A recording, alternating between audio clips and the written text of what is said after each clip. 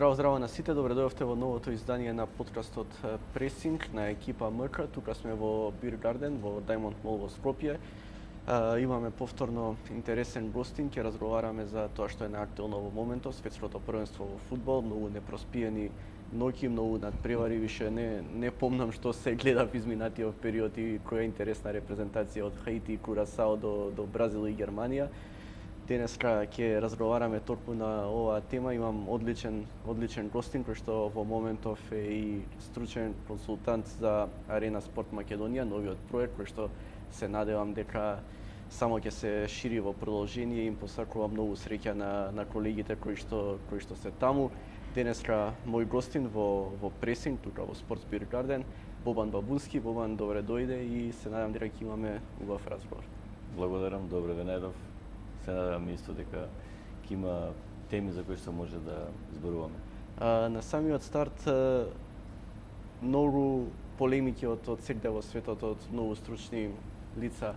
48 репрезентации првпат на светско првенство. Дали се премногу, дали не, дали квалитетот се губи со тоа. Мислам дека досега шампионатот може да кажеме дека не разочара. Ете ги споменав Хаити и Курасао како најинтересни, најмали земји кои што, иако Хаити не е толку мала, кои што се на шампионатот фудбалски мали, но покажа и тие некој фудбал. Како си ти до сега задоволен од тоа што изгледа на превари? Па одлично кажа ти, не разочара на вистина, нов момент и треба да се адаптираме, мислам, на она што сепак се реши да се направи. Може да се каже дека се извлече многу добро искуство, посебно за помалите репрезентации. И мислам дека она што е вака интересно, дека нема веќе некоја глобална звезда, освен Меси, Роналдо и Бапе, околу кои се гради све. Можеше да се види дека и позади нив стои колектив, стои систем, стои воиграност, така да може се каже конечно дека преовладува тимскиот дух и колективот и затоа се овие резултати на помалите репрезентации. Знаеш што ме интересира? Сега 48 репрезентации можеби не е толку голем проблем за големите велесили како во минатото да ја помина таа прва група, бидејќи со една победа ти си веќе скоро па во втората фаза.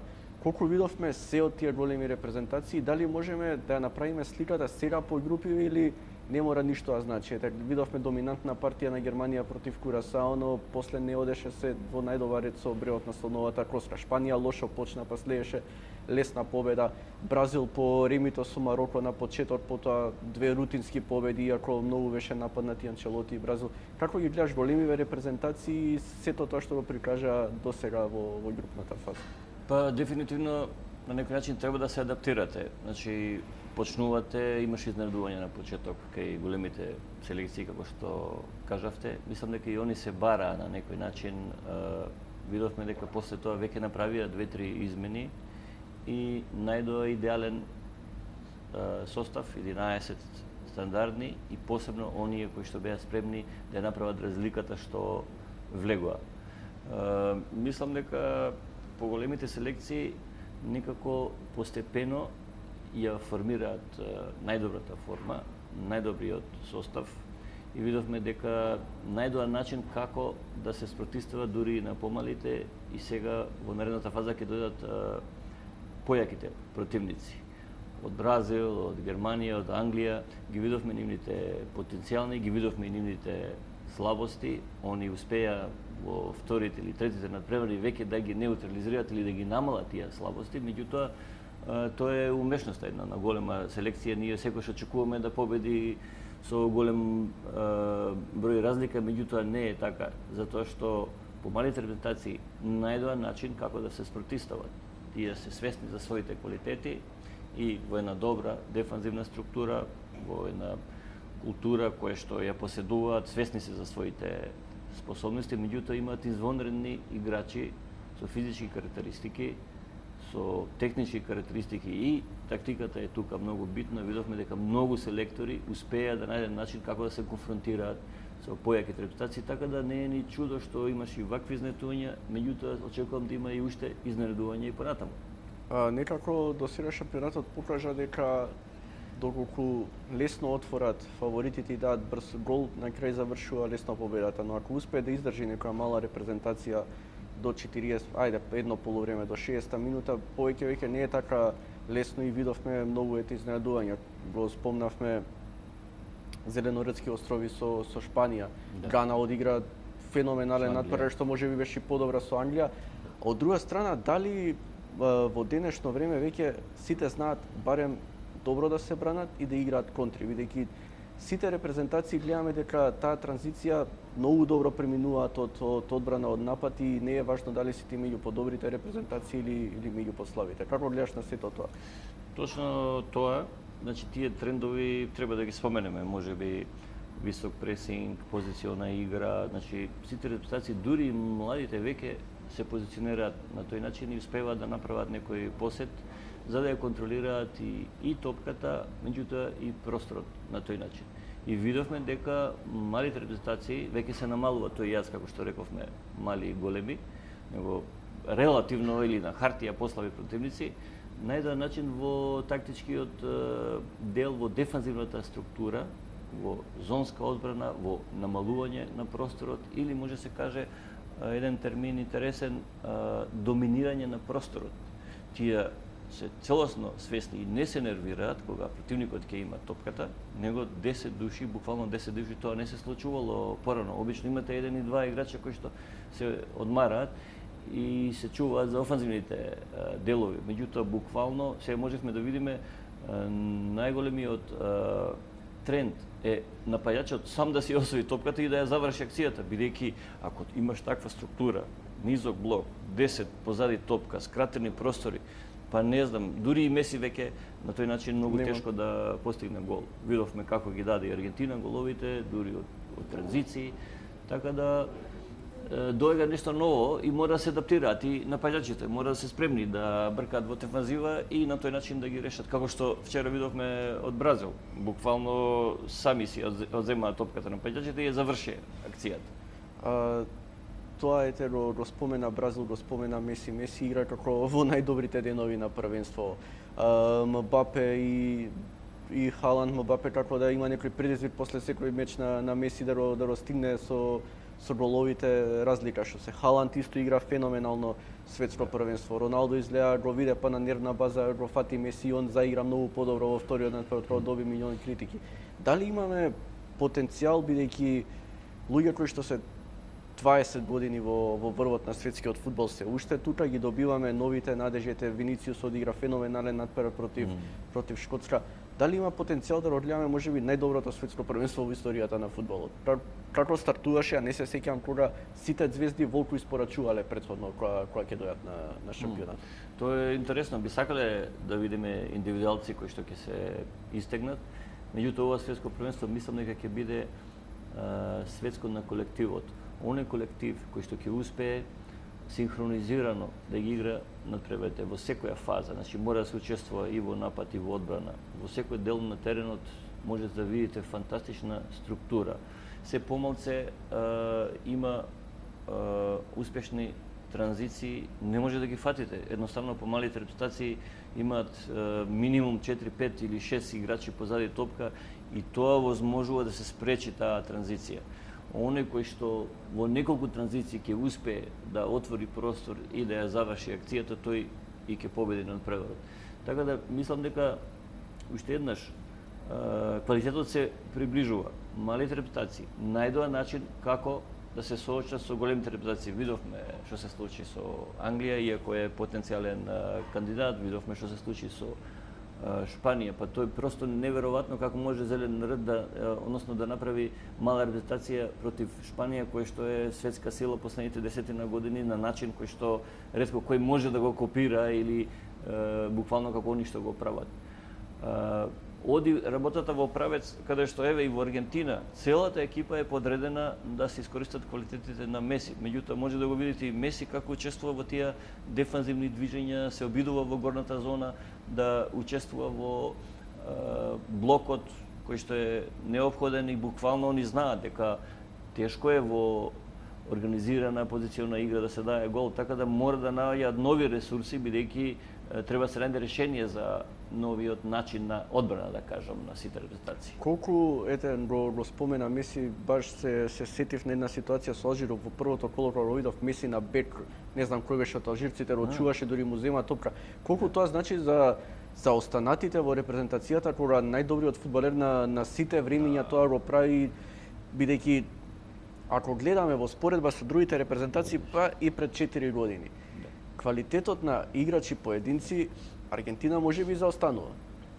Но некако се покажа и тораш и сега дека сите, како што рече ти, играат за Меси, некако даваат многу подобри партии него во клубовите. Го гледаме Енцо Фернандес, класа играч средниста, да, но во Челси ајде имаше проблеми со клубот, сакаа замени се останато.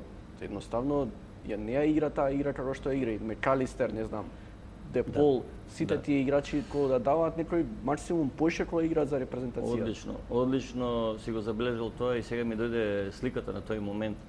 Па замислете кога најдобриот играч во историјата доаѓа на бековска позиција, игра дефанзива, се обидува да спречи центаршут и тоа го гледаат неговите соиграчи. Можете да видите и од нивните соиграчи каков е почитот према Меси, какво е потребата од неговото лидерство и од неговата присутност.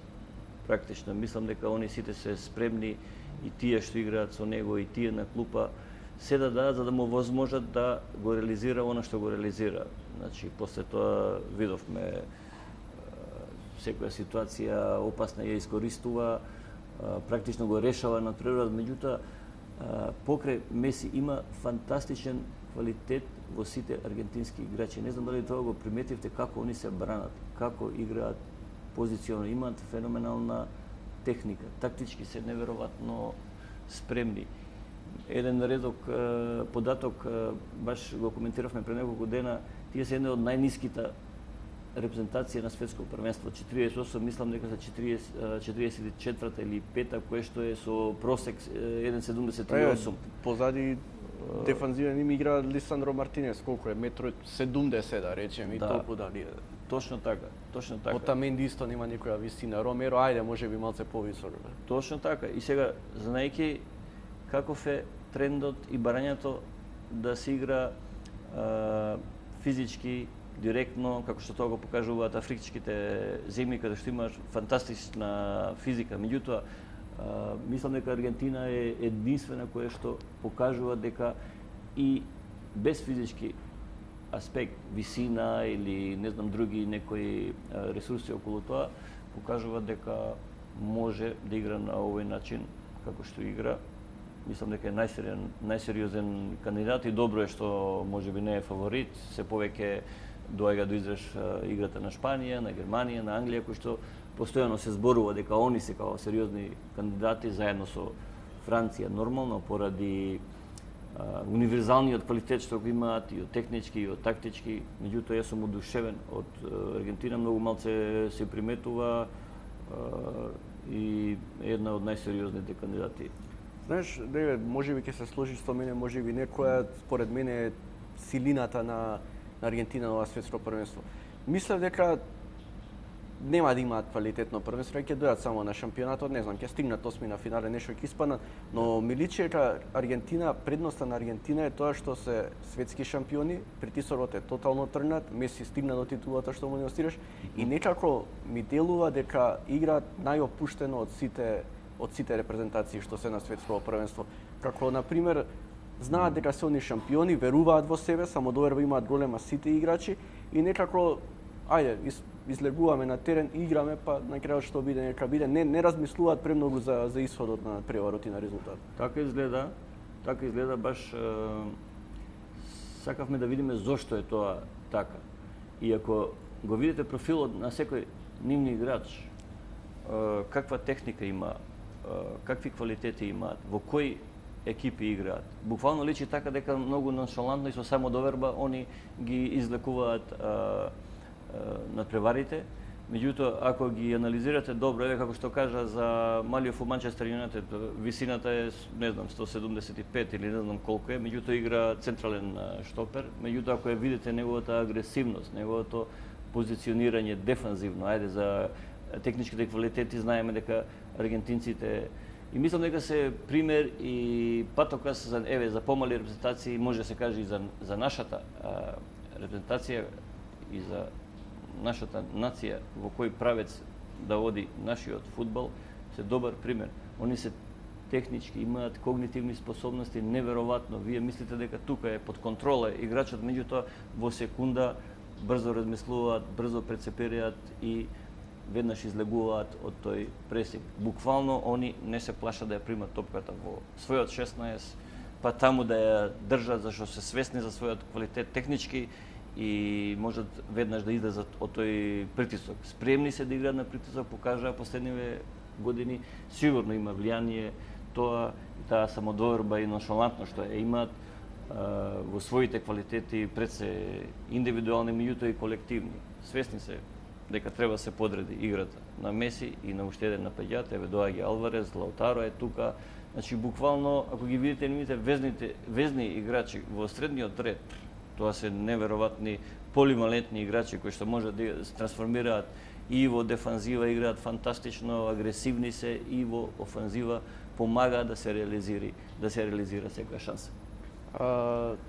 Долго време живееше во Шпанија, беше еден од првите, ако не и прв, поправиме ако не грешам, што во Македонија сакаше да го воведеш тој систем на Барселона со многу посет, со додавање, со играчи кои што имаат добра техника во сите редови од тимот. Гледаме дека се повеќе и повеќе сите репрезентации, тимови во светот се обидуваат тоа да го преточат на теренот. Видовме дури една шкотска островски фудбал што би се рекло вчера со Бразил сараше така, па направија милион грешки. Колку треба сите да го играат тоа и колку некогаш ти треба и добар кадар за да можеш да го играш тоа. Бидејќи видовме премногу репрезентации, премногу грешки. Ајде Ирак, но ете нели Шкотска као некоја европска селекција која што треба да има некој свој квалитет. Имаше премногу грешки и само малце ВАР одлука ги спаси 2 гола да примат од грешки буквално во одбраната со тие премногу додавања. Точно. Па на некој начин имав среќа баш да се погодам тогаш во таа трансформација на фудбалот во Шпанија. Буквално тие почетоци едукација да изберат некој правец каде ќе оди шпанскиот фудбал, секако дека имаше влијание Барселона, Реал Мадрид во тој начин, меѓутоа сигурно Шпанската федерација е клучниот фактор кој што наметна таква едукација дека сепак и моторички, и културно, и физиолошки, и биолошки, секако они се адаптирани на таков начин на фудбал. Тоа е, мислам, момент кој што буквално го промени фудбалот во целиот свет. Имаше влијание посебно и во, замислите, во германската селекција. Па сега можем да видиме и Англија дека почна да игра на тој начин. Дефинитивно треба да се пратат трендовите и да се задржи својот идентитет на некој начин. Еволуцијата на позиционата игра е фантастична кај сите репрезентации, они ја зимаат на некој начин за да можеби се одбранат, за да го убијат времето или добро да се позиционираат на теренот за да може на тој начин да креираат некои шанси. Значи, може да се користи таа позициона игра во повеќе смисла на фудбалот. Дефинитивно Шпанија тоа најдобро го интерпретира, затоа што они буквално од најмалите генерации тренираат на тој начин. Дури деца од 6, 7, 8 години почнуваат со таа позициона игра во која што е многу битно позицијата на телото, позиционирањето на терен, тогаш се развиваат когнитивните способности на секое дете и мислам дека профилите на играчите се адаптирани на таква игра, на колективот. Практично, веќе нешто спомнав и пред некој ден зборувавме дека сите шпански играчи формирани во тие млади категории се адаптираат на идејата и на системот кој што е воспоставен. И тие мора тоа да го почитуваат колективниот дух и системот кој што веќе функционира, мора да го почитуваат тимскиот дух. Значи, многу ретко индивидуата се истакнува, како што тоа е, например, во Франција или во другите земји, каде што се креира све околу една личност, една звезда. И можеби најголемата причина за успехот на Шпанија е токму тоа, можеме да видиме и во другите исто спортови, дека токму тоа се случува. Тие сите се подредуваат на колективот и на идејата која што е како главен патокос за она како треба да се игра. Нели? Колку е лесно или е тешко, сега не можеме ние се споредуваме со Шпанија, како прво нема толку квантитет за да може да излезе квалитет од Македонија, но колку е важно тоа што разборуваш ти, сите генерации да играат исти фудбал. Автоматски ти да можеш било кое дете да го земеш да го ставиш потоа во поголемата генерација или во тим, он знае веќе како се игра фудбал и колку е тешко сето тоа, ете ти пред колку веќе има 15 години може пропагираше за тоа да се вметне, колку има напредок во Македонија на таа страна и колку на крајот се тоа го уништуваат некои лични интереси кои што ги имаат клубовите во Македонија и тоа кое дете да заигра пред кое покрасно во репрезентација. Мислам дека не само Македонија и многу земји лутаат на некој начин, се бараат по кој пат да одат, дали физички аспект, дали технички аспект, дали тактички аспект. И се уште нема дефинирана некоја филозофија во кој правец треба да идеме. Знаејќи ја нашата култура, нашиот менталитет, треба да најдеме начин како да ги формираме тие играчи. Ако се вратиме малце на историјата и гледаме нашите најдобри играчи, најдобри звезди, од Пандев, од Панчев, сега Елмас Барби и порано сите други, од Савевски, Канатларовски, не знам да не ги набројувам, Саша Черич и многумина кои што успеа, да кажам Тори Мицевски, Митко Стојковски, играчи кои што играа во врвните топ 5 лиги и направија добри резултати. Ќе видите дека практично нашата култура има нешто интересно на кое што треба да обратиме внимание. Тоа се развој на когнитивните способности, на брзината на размислување, на итрината, на некој начин кој што треба да ја развиваме. Сега, тоа е прашање, како да се развива тоа што ние природно го имаме. Нели, мала земја сме, како и сите овие што ги видовме, и сите се одлучуваат на некој начин да се изберат пат, да ги искористат своите природни квалитети, на некој начин.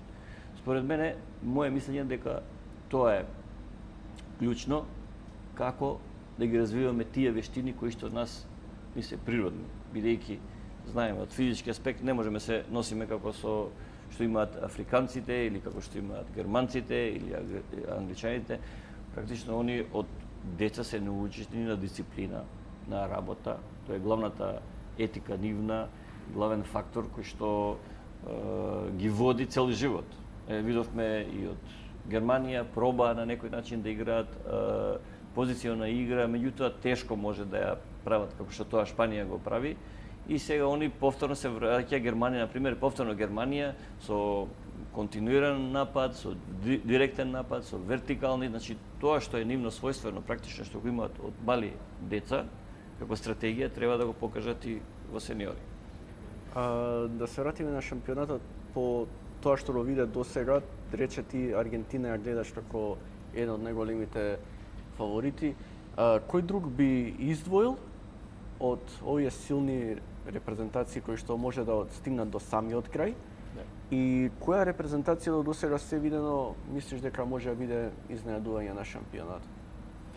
Дефинитивно, еве веќе видовме и во првиот круг дека помалите репрезентации кога се судруваат со поголемите имаат една цел, како да направат дефензивна структура и да се спротивстават. Значи не е исклучено некој од нив на тој начин да изненади, иако мислам дека репрезентацијата која што во поголем дел од надпреварот и од надпреварите понатака ќе покаже она што е моментално тренд во светот.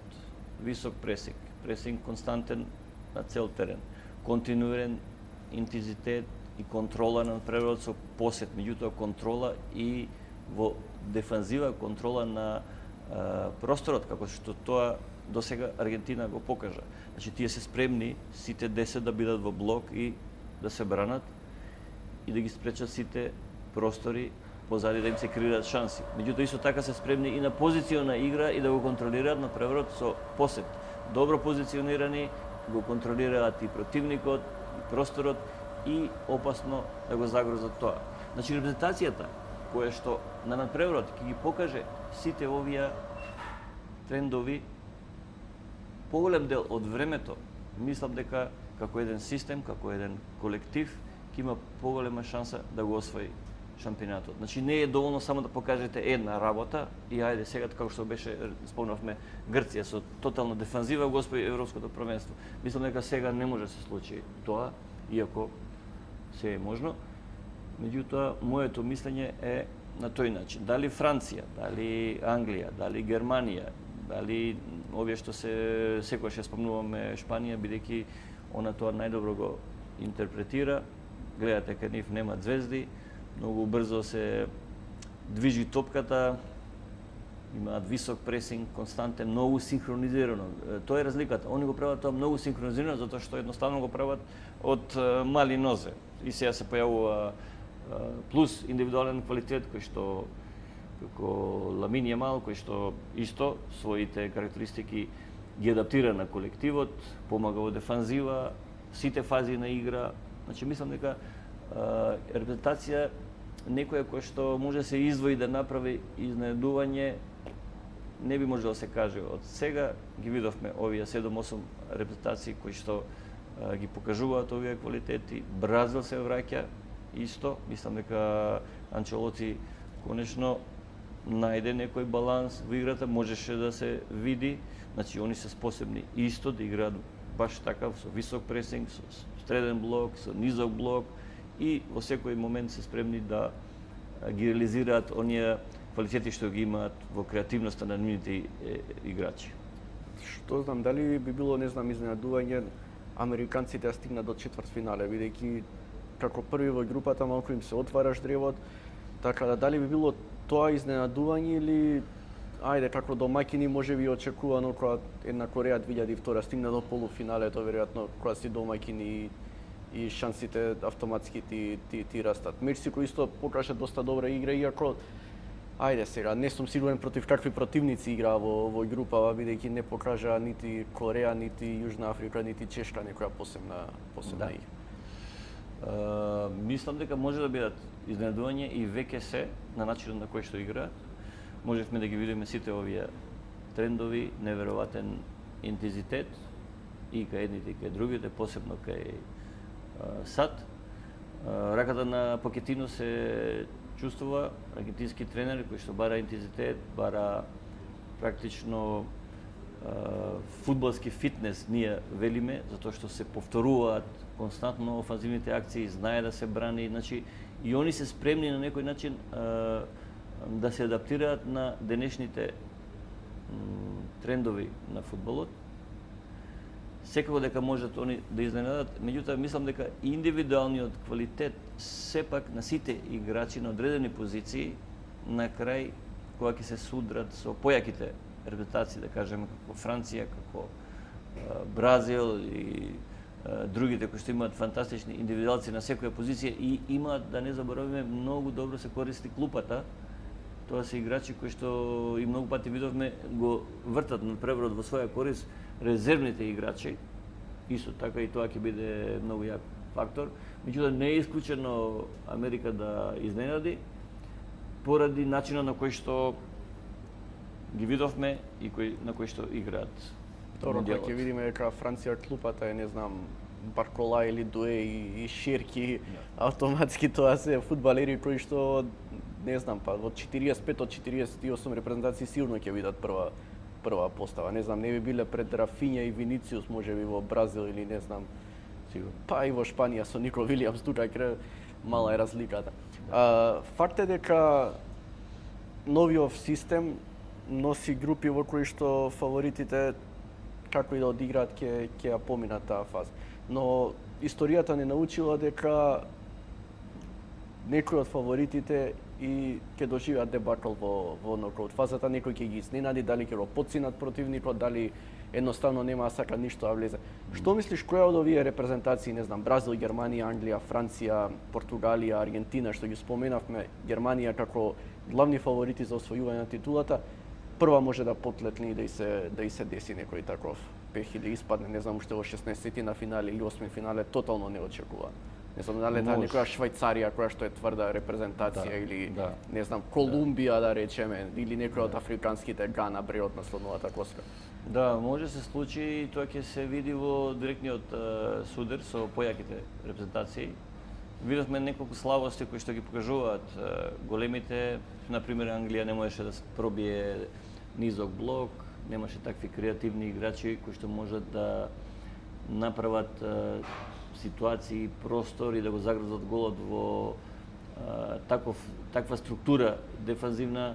Видовме проблеми кај сите репрезентации, видовме и кај Шпанија истото, меѓутоа ете веќе следниот напревар се коригира, ставија играчи, 2-3 играчи променија кои што токму тоа им го дадоа, кој што им недостасуваше.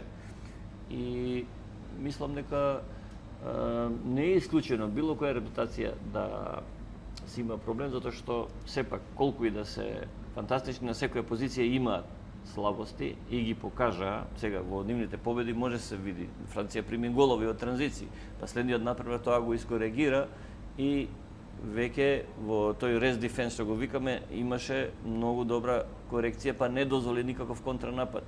Они се толку лагодни каде што се чувствуваат, може и така, меѓутоа секоја репутација може да го искористи тоа, мал простор ако им оставиш, има квалитетни играчи кои што можат да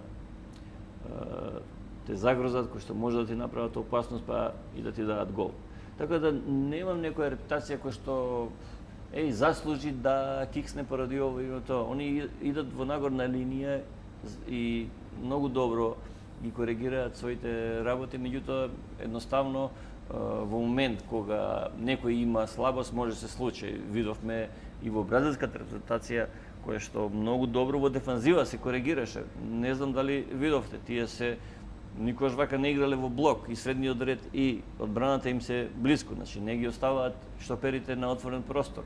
Зашто на отворен простор, не знам и Маркиньос и не знам кој штопер да е, џабе, нема предност, има повеќе напаѓачот, ако е побрз, ако е по когнитивно способен, тој може да направи опасност. Нешто ме интересира, што мислиш, дали може Норвешка да изненади Франција во последното коло и колку тоа би било лошо или може би добро за французите да видат дека не се толку силни колку што мислат. Шпанија имаше еден слаб надпревар, видовме. Дали Англија исто имаше слаб надпревар против Гана.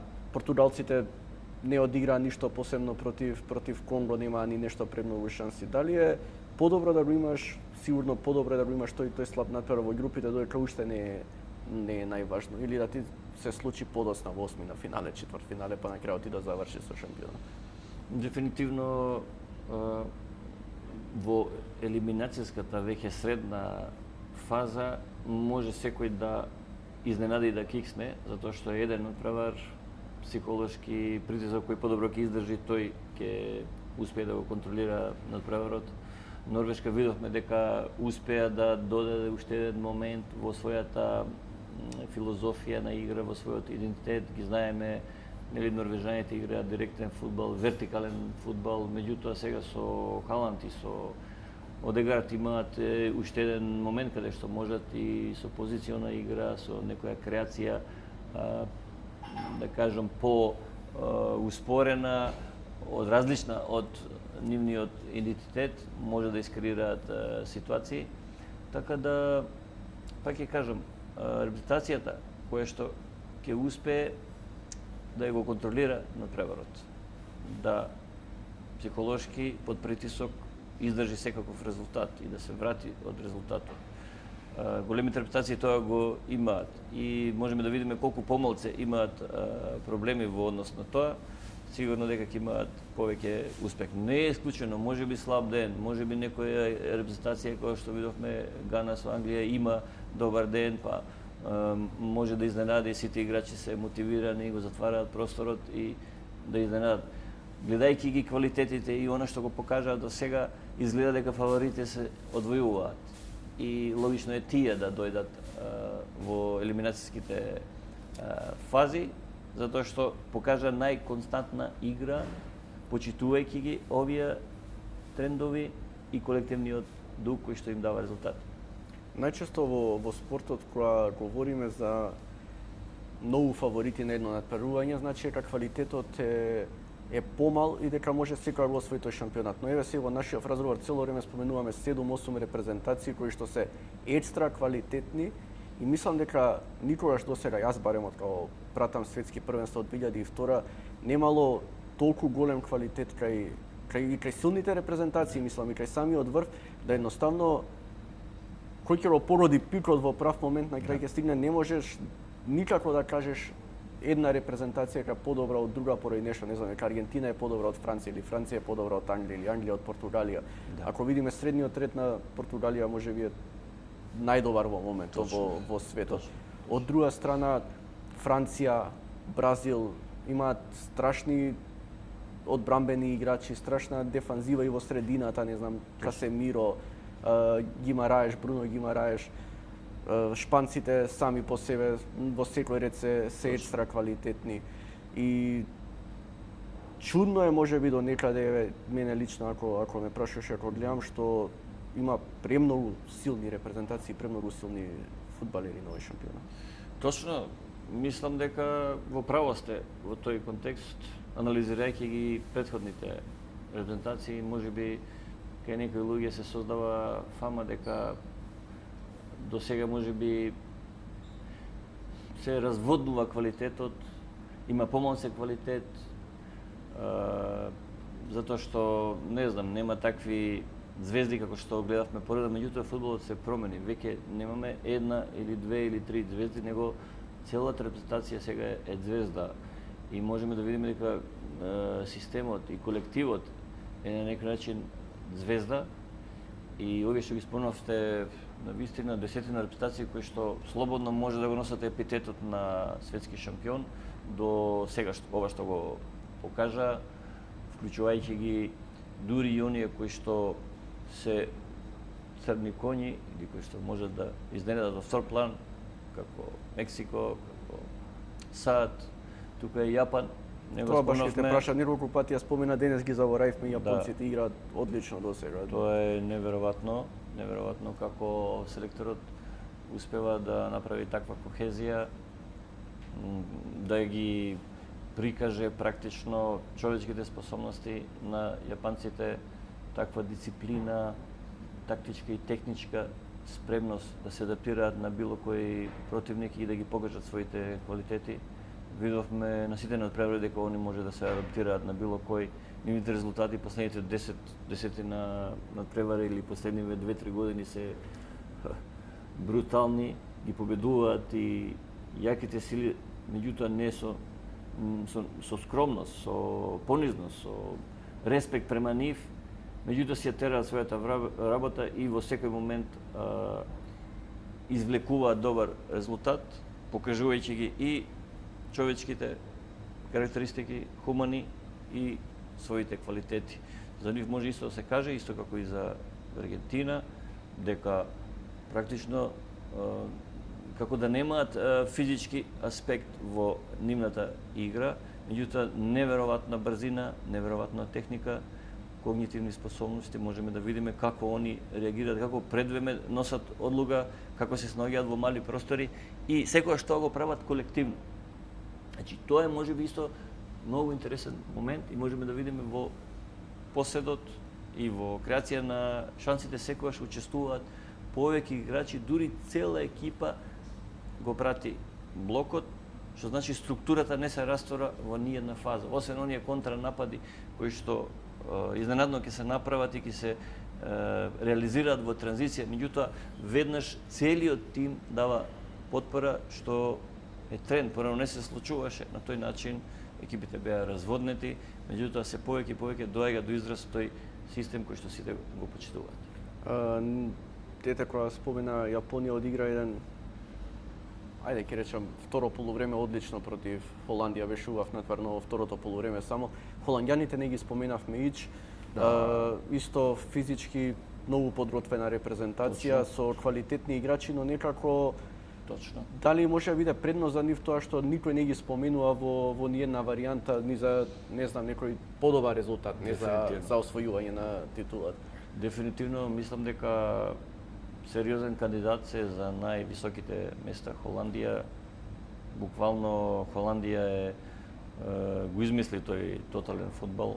Таа холандска филозофија има фантастична интерпретација токму на ова светско првенство. Можевме да видиме во сите фази, во позициона игра, во ротации, во напади по странични позиции, по централна позиција. Значи они се спремни буквално све тоа да го покажат и го покажа, че знаат да се бранат компактно, сериозен кандидат, можеби од втор план, поради последните години резултати што ги направија, доаѓаат на светско првенство негде до четвртфинале, до осмина финале, до полуфинале, ама не можат понатака да идат. И мислам дека овој пат и они се спремни колективно да изненадат било која презентација и да дојдат во завршната фаза. Да ги прокоментираме и белгиците, дали е за тебе изненадување слабата партија во првите два надпревари или некако и очекувано е, бидејќи што знам, таа Белгија, златната генерација помина како што помина, на крајот освоја и трето место, дали тоа беше максимумот што може да го направат, останува да дебатираме и да дискутираме. Колку си задоволен од нивната игра, некако делува како да се мача тој два надпревари. Точно, можеби тој притисок или целта, сега ова е последен момент да направиме нешто од оваа страшна генерација, кое што е комбинација од искуство, Кевин Де Бруин, Лукако, веќе се во залез на кариера, искусни играчи кои што дефинитивно треба да го покажат квалитетот и да направат резултат. Тој психолошки притисок не го издржа на некој начин Белгија во првите надпревари. Исто така она што се случуваше со Доку, напушти репутација, па сега се врати. Не треба да ги исклучиме. Ова е можеби два пати кисна, има шанса во трет надпревар да се вратат. Меѓутоа не покажа таква компактност и колектив како останатите, нели? И оно што го очекуваме од нив. Морам да те прашам искрено да одговориш, дебатата веќе трае 20 години, Кристијано Роналдо или Лионел Меси. Што ви избрал? Мислам дека секој на свој начин го интерпретира тоа, повеќе вкус и секој си има освоено толку титули индивидуални и колективни. Сепак Меси е Меси, затоа што не само головите, туку неговото влијание на фудбалот, неговото влијание со своите карактеристики, асистенции, што се направи последните години. Исто така и Роналдо е врвна звезда, не е уопште лесно да освоиш толку титули и толку голови практично. Голот е оној што го решава надпреварот.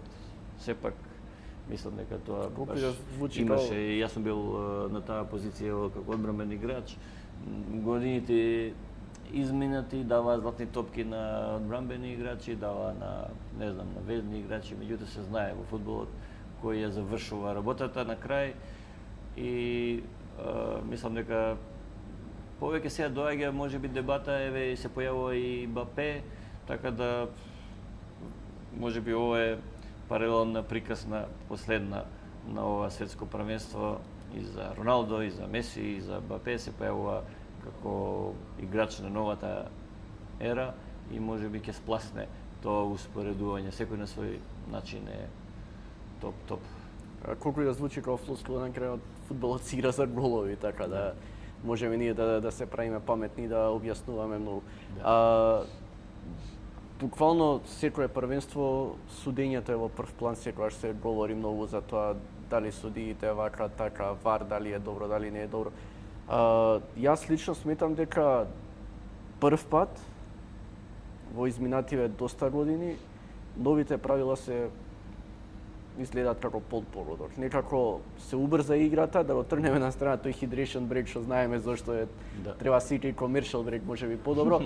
Но некако многу се убрза и се уште еве иако во нокаут фаза ќе има се и се што верувам и ќе има милион работи, немавме некоја ситуација која што многу се дебатира или полемики дава или се говори за нејзе. Некако се иде многу побрзо и изненаден сум од личен план од неевропските суди. Мене ми делува како многу подобро да раководат со мечот од европски. Европските повторно имаат некако тоа во себе да сакаат да се истакнат, да видат во прв план.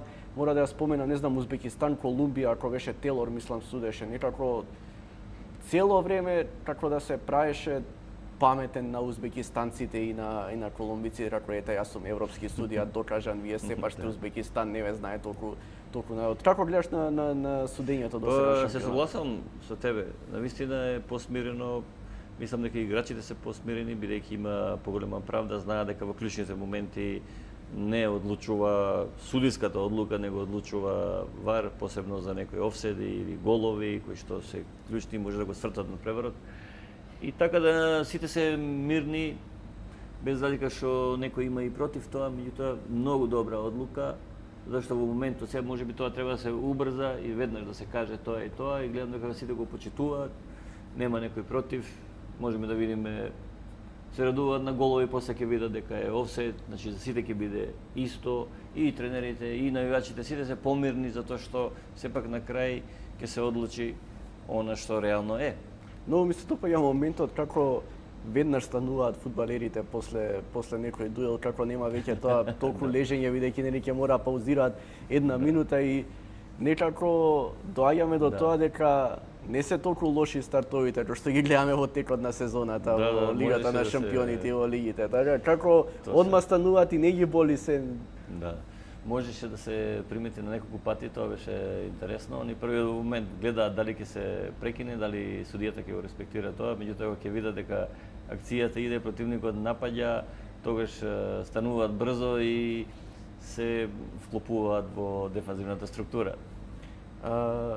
Бевте селектор на младинската репрезентација на Македонија 4-5 години, ако не се лажам. Ја селектиравте буквално на генерација која што потоа стигна до Европското првенство младинско 2017-та. Најголемиот дел од таа репрезентација ни го донеси најголемиот успех пласманот на Европското првенство, двата баражи за светско првенство. Од тоа гледна точка, како гледате на тој период од животот и колку сте задоволни од вашата работа која што произведе цел тој период? Па прво, таа работа беше започната и претходно, во претходните селекции имаше селектори кои што прилично нив ги селектира веќе во U15, U17, U19, така да после дојдоа кај мене, ги селектиравме и создававме една средина во која што подобро ќе може да се развиваат пред се како луѓе. И тоа беше мојата сатисфакција, затоа што возможивме средина заедно со моите асистенти, во која што они може повеќе да се развиваат како луѓе и да се припремат за А селекција. Видовме дека десетици и повеќе веднаш се вклопија и се прекомандоваа, да кажам, во А селекцијата и тоа е на некој начин нашата најголема сатисфакција, да можеме да им помогнеме да се развијат како луѓе, пред се како луѓе и нормално како фудбалери, тоа е веќе последица во развојот нивни и веднаш да бидат така достапни и квалитетни во А селекција. Верувам дека ги следите младинските селекции. Колку има шанса во некоја блиска иднина да го повториме се до тој да излезе некоја нова генерација која што може пак да не води, не знам, и до Европско првенство, зашто не еден ден и до Светско првенство? Дефинитивно и за оваа селекција не се надева можеби дека ќе направи нешто, така да ние можеме да изненадиме во секој момент, иако можеби гледам наблюдувам доста тренери кои што се инволверирани во тие категории и во репрезентацијата, дека ќе треба време да се направи некоја селекција, дека ќе треба време да се искреира, да се направи стратегија во федерацијата меѓутоа со нас никогаш не се знае, имаме таленти кои што буквално преку ноќ може да излезат и да се направи добар резултат. Поминати се многу години веќе. До година ќе бидат 40 години од титулата на Вардар во поранешна Југославија. После толку години кога ќе ти го споменам тој период на животот, кои први емоции ти навираат и што вака прво се сеќаваш на тој дел од животот и од кариерата? Мислам дека најголема гордост да кажам е што имав среќа баш да почнам кариерата во една таква генерација фантастична која што успеа да биде шампион и тоа во исклучително јака југословенска лига. Секако секогаш дека се потсеќам пред се на вредностите како луѓе, културата која што беше во тој момент, средината, поддршката од навивачите, од клубот, од практично сите кои што го сакаа фудбал во тој момент. Тогаш знаете Вардар беше како репутација на Македонија, па се беше од најдоброто собрано таму. Секако имав среќа со извонредни личности пред се, од Панчев, Најдовски, Таровски, Савевски и сите други, да не ги набројувам. Извонредна генерација која што се градеше и претходно. Мислам дека уште од Бобек, па потоа дојде Вишњевац и на крај Дончевски успеа да направи една кохезија, успеа да ги мотивира, едноставно беа спремни поискусните играчи да го носат тој терет и да успееме да освоиме шампионска титула. Значи, кога би се вратил и секогаш се враќам на вредностите како луѓе во тој момент, на цела генерација, на сите играчи кои што беа пред се добри личности, фантастични луѓе и како последица добри фудбалери. Споменав 2027 40 години од титулата на Вардар. Дали твое лично мислење заслужува таа генерација, не знам, некако да се одбележи таа година до година? Дали би прифатил, не знам, ако тука јавно се повикуваме, ако има некој надпревар, да излезеш на градски стадион и да изиграш некои 45 минути со играчите од тоа време, како и да изгледа тоа? Сигурно не сте во таа форма што сте биле тогаш сите, но 4-5 минути може. Мислам дека би било интересно и дека градски стадион би бил полн. Нешто што е реткост во последни години.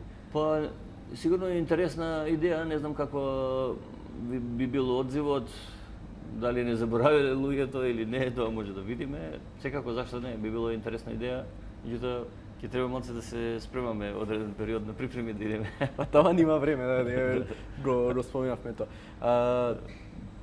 Ретко кој знае дека со младинската репрезентација на Југославија имаш вице шампионска титула на Европа во тој некој систем различен кој си играл како најпросто кажано Лига на шампиони во текот на цела сезона надпревари. Ако не се лажам, од Советскиот сојуз во финалето имате изгубено тара. Како се сеќаваш на тој период и колку и да звучи сега глупо после толку години, што недостасуваше во тоа време да бидете европски шампион? Да, па таа генерација претходно го освои светското првенство во Чиле, кое што не бев учесник во финалниот турнир, меѓутоа бев член заедно во таа селекција, да кажам, бев суспендиран од клубот и немав среќа да учествувам на финалниот турнир, меѓутоа после тоа се случи ова што го кажавте, повторно на европскиот шампионат успеавме да стигнеме до финале. Буквално таа генерација веќе беше спремна да освојува титули, беше една од најдобрите во Европа и пошироко. Веќе освои светската титула, потоа стигна до финале на европско првенство и некако се спремаше да се вклучи во А селекцијата и постепено сите играчи се вклучуваа затоа што беа квалитет и доаѓа после генерацијата 65-та на Пикси и на Дарко Савичевиќ, доаѓаше таа генерација. Значи Југославија имаше стратегија како да создава генерации, како да ги вклучи во работата со А селекција. Буквално бевме многу близко. Значи, на пример, јас сум идел на 3-4 заеднички припреми со сите овие звезди, дури сум бил и со Сушич и со постарите. Така да имаше многу добра сплотување и стратегија од страна на тогашното раководство на чело со Милјан Милјанич, потоа селектор беше нели Ивица Осим, и тие има фантастичен план како да се направи успех. И мислам само беше прашање на време кога ќе излезеше еден таков успех, затоа што може да видите и истата стратегија сега во Шпанија и во сите други кои што освојуваат светски првенства и европски, тие прво имаат успеси во помладите селекции, значи освојуваат првенство 17, 19, 21. Може да видиме и со Македонија, освои европско првенство, па мислам се пласираше и на едното и на другото последователно. Многу повеќе знаат луѓето приказната за Чиле и тоа што не ти било дозволено.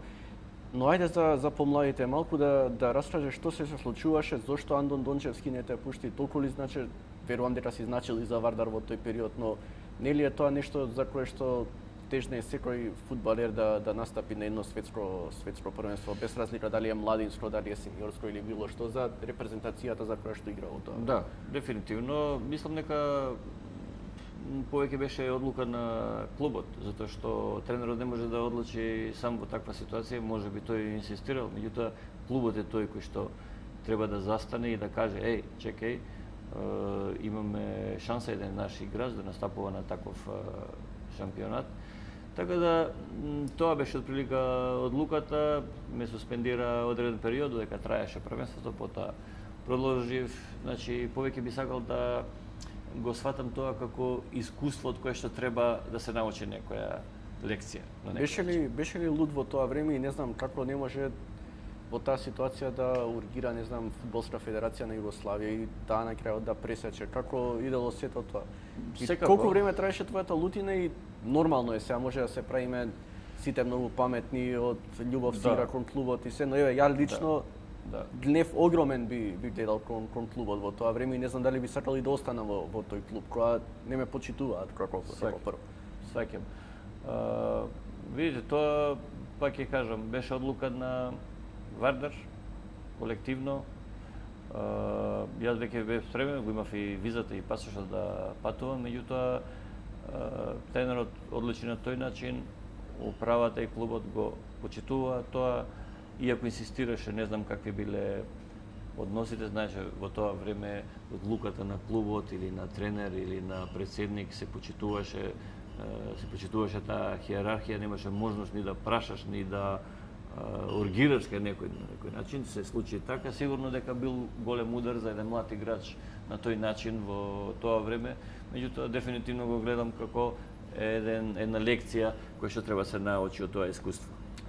Мислиш дека изгуби во кариерата што не настапи на тоа светско првенство? По прашање е таму најдобрите млади играчи од цел свет, сега потоа знаеме Хрватска со грото од таа репрезентација младинска на крајот стигна до трето место 98 година. 98, точно. Сите направија големи кариери од точно. Ако ги земеме Хрватија, не знам, Мијатовиќ исто е дел од таа репрезентација, така исто голема кариера, легенда на Реал Веш, не знам, Бобан, Шукер, Штимац, така цела таа генерација на Хрватска. Да, дефинитивно сигурно може да има некое влијание, но сепак после тоа се вратив, да кажеме, од тој удар. Во тој период, како млад играч, сигурно дека е голем проблем, меѓутоа, ако сакаш да продолжиш, ако учиш од искуство, лекции, ако сакаш да играш фудбал, тогаш мораш да продолжиш. Така да љубовта спрема фудбалот може да ги надмине сите проблеми, за да ја реализирате својата цел или својот сон, да продолжите да играте и да направите одредена кариера. Не сакам да ги правам често муабетите што би било кога би било и да се навраќаме тоа, но дали ако останела Југославија како што била, досега ќе имала барем една титула светски шампион. Особено таа генерација која што пак ќе повторам, се покажа дека со 60-70% од репрезентацијата до трето место, и тоа знаеме како Турам надпревар на кариера, 2 гола веќе никогаш нема да има после тоа. Дефинитивно, јас сум сега може да кажуваме што би било кад би било, али 100% сум сигурен дека беше спремна Југославија да направи некои освојување, дали на европско, дали на светско. Ние веќе бевме меѓу 4-5 најдобри во Европа, фантастични играчи, Звезда освои европски шампионат, многу играчи од тој период беа во врвни клубови веќе. Директно вредноста на југословенскиот играч беше енормно висока. Практично после тој екзодус што се случи 1990, нели? И распадот на Југославија, буквално сите играчи отидоа не во топ 5 лиги, него во топ 5 клубови од топ 5 лиги, а и за другите земји исто така енормно голем број на играчи. Едноставно школата југословенска беше фантастична, бевме спремни, неверојатна подготовка и знаеа сите во Европа и во светот што значи квалитетот. И токму тој период почна да кажам една синхронизација и доаѓање на генерација која што може да освојува и титули. Меѓутоа ги покажа и оние вредности кои што ни недостасува претходно за колективот. Ние бевме фантастични индивидуалци, меѓутоа осим дојде во период кога успеа да сплоти, да направи една многу со колективна репрезентација, со тимски дух, каде што звездите мора да се подредуваат на колективот. И мислам, тоа беше последниот период кога веќе се надзираше дека како колектив можеме да направиме нешто. Мораме ги споменеме тука и твоите двајца синови, Доријан и Давид. Нема да ми замери некако погрешам, но мислам дека се единствени македонци кои што биле дел од Ла Масија и од Кастилја, кои што стигнале до тие Б тимови и играле во. Колку си горд на нив и можеш ли да кажеш вака за јавноста знае колку е тешко во цел тој огромен број фудбалери, особено во Ла Масија, на крајот да успееш да стигнеш и до првиот тим на Барселона. Знаеме Давид многу пати тренираше со Чави и Иниеста, баш тој момент да се породиш во едно време во кое што играат можеби најдобрите среднисти во историјата на фудбалот, ти да бидеш таму и како цело време, како го поминувавте и вие како родители тој период со двајцата и колку си горд и среќен што на крајот и двајцата стигна и до А репрезентацијата на Македонија, направија солидни кариери. Дефинитивно не знам дали они имаат среќа што дојдоа моето семејство или јас ги прифатив. Така да во секој случај заедно го живеевме сонот на Барселона и на Реал Мадрид. Долго години учевме од тие вредности човечки, од начинот на играње, од близината со тие врвни звезди и покрај фудбалската кариера повеќе сум горд да кажам што они успеа во таков систем да се изградат и да се развиваат како личности со почит, со дисциплина, со одговорност и повеќе сум горд на тоа што они сега, да кажам, водат нормален живот, се етични луѓе со своите семејства, градат некој свој живот кој што им практично им возвози во таква средина да се искреираат. Сепак Барса и Реал повеќе на некој начин ги вреднуваат човечките квалитети, секако фудбалските се битни, меѓутоа многу водат сметка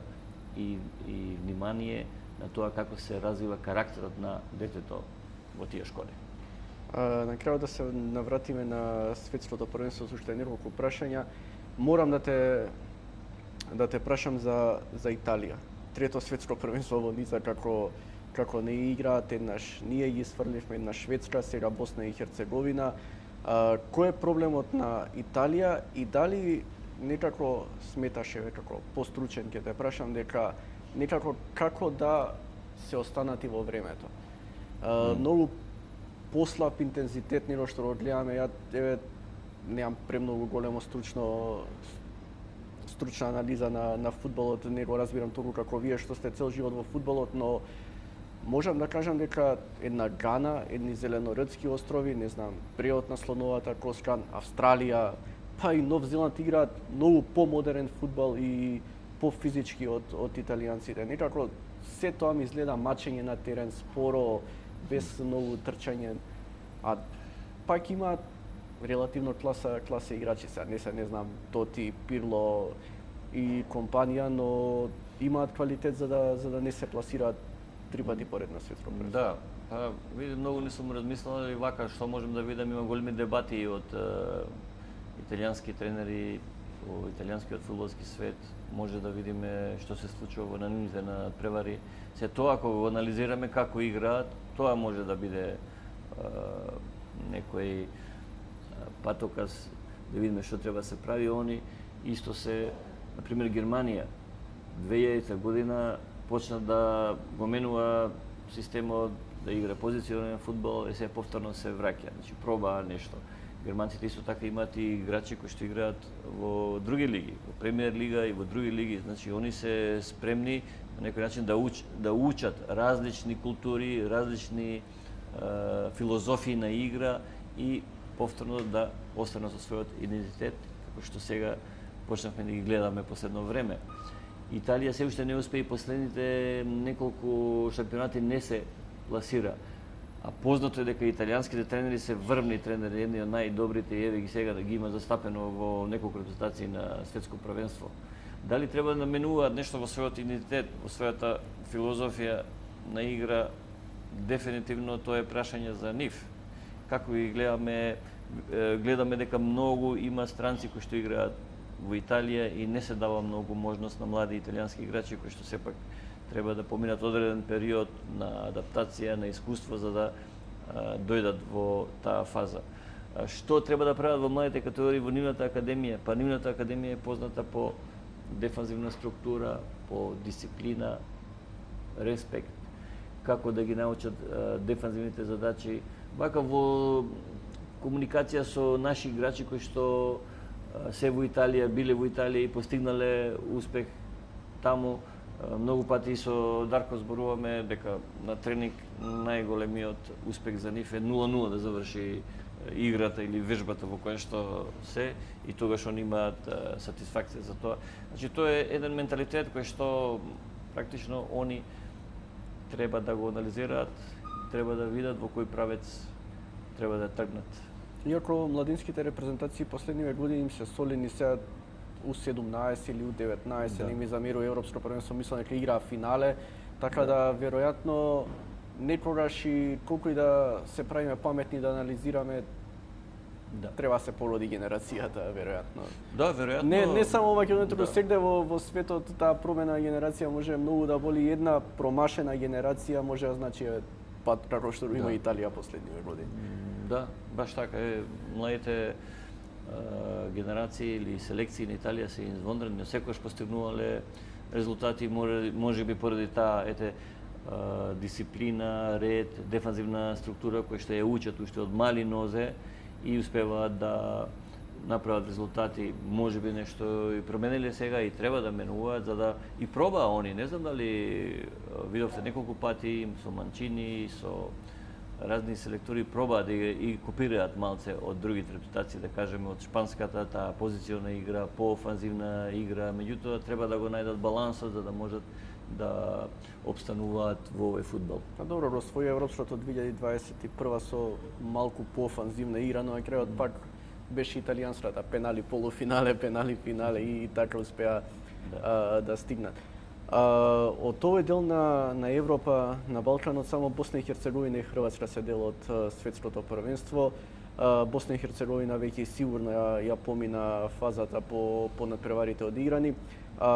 Како трето пласирани ќе поминат од групата Б. Хрватите многу слабо со Панама, тешко, можеби има и малку среќа. 3 бода не мора значат дека ќе се квалификуваат понатаму, ги чека надпревар со тежок противник како што е Гана. Како ги гледаш овие две репрезентации на првенството и дали веќе доаѓа крајот на тоа пак да се породи генерацијата веќе на Модрич и на останатите и не може да ја водат репрезентацијата? Не, јас сум воодушевен од Хрватска, како вадат нови генерации, нови играчи. и можеме да видиме дека се присутни во крајната фаза на последните европски, светска.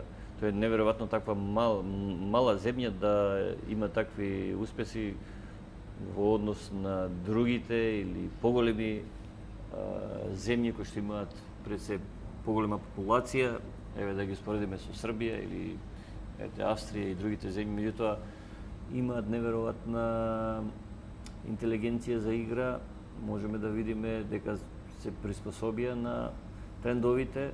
Нивните играчи играат во врвни топ 5 лиги или во топ 5 клуба практично.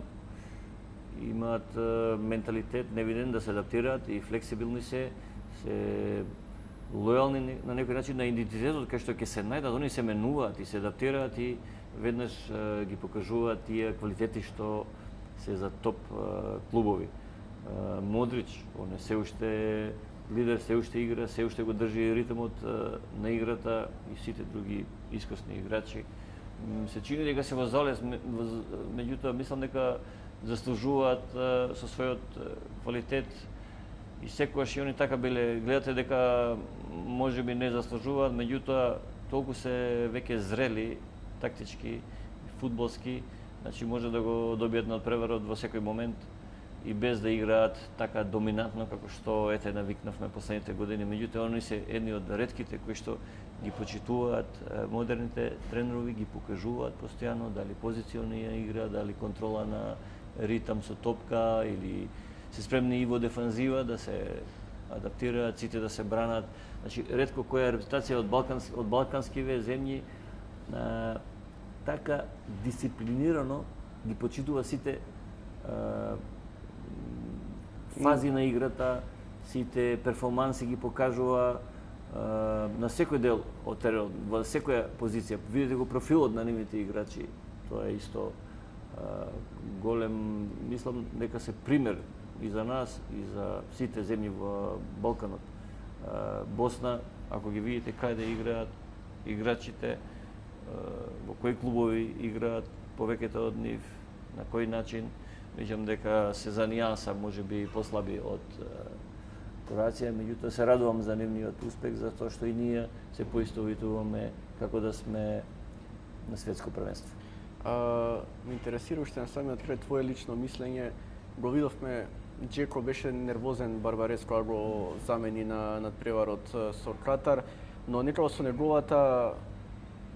неговото излегување доби некоја брзина Босна и Херцеговина. Колку малите репрезентации од една страна патат од тие легенди, сега Джеко сам по себе знаеме кој беше топ 10 напаѓачи во светот во еден период од неговата кариера, но тука ќе ставам и Енер Валенсија од Еквадор. Ти кажуваш во денешно време и напаѓачите се враќаат, трчат многу, го гледаме Халанд и во Манчестер Сити, кога ќе го видам на корнер позади вратен трча се враќа. Енер Валенсија, Еквадор имаше преку 30 шута, можеби во првите два надпревари, освои само еден освоен bod. Кој да го следам на теренот, он едноставно дали се брани Еквадор, дали напаѓа, он не излегува од противничкиот 16-ник. Он е негде на 16 метри кога противникот го напаѓа Еквадор и воопшто не помага, а игра по 90 минути.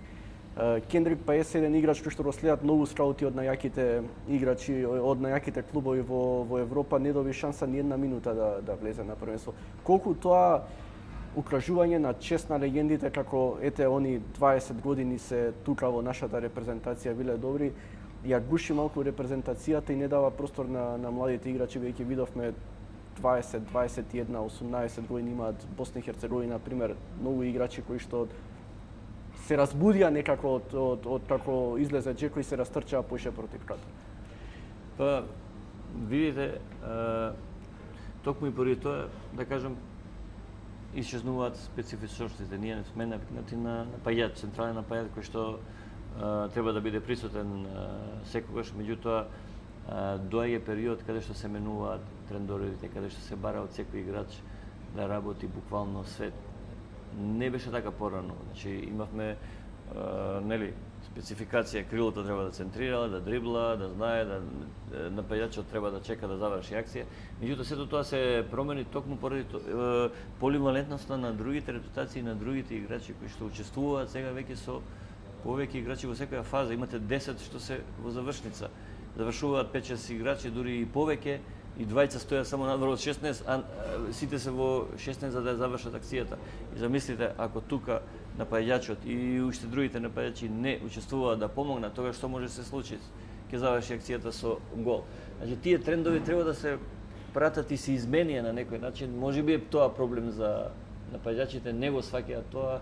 Кога би биле тренери од друг аспект, можеби ќе го сватат на Босна и требаше во финишот на преворот играч посвеж, кој што на некој начин ќе може да помага во сите фази, и во креација на игра, и во завршница, и среќа што се реализира, се потврди дека измената го реши на преворот.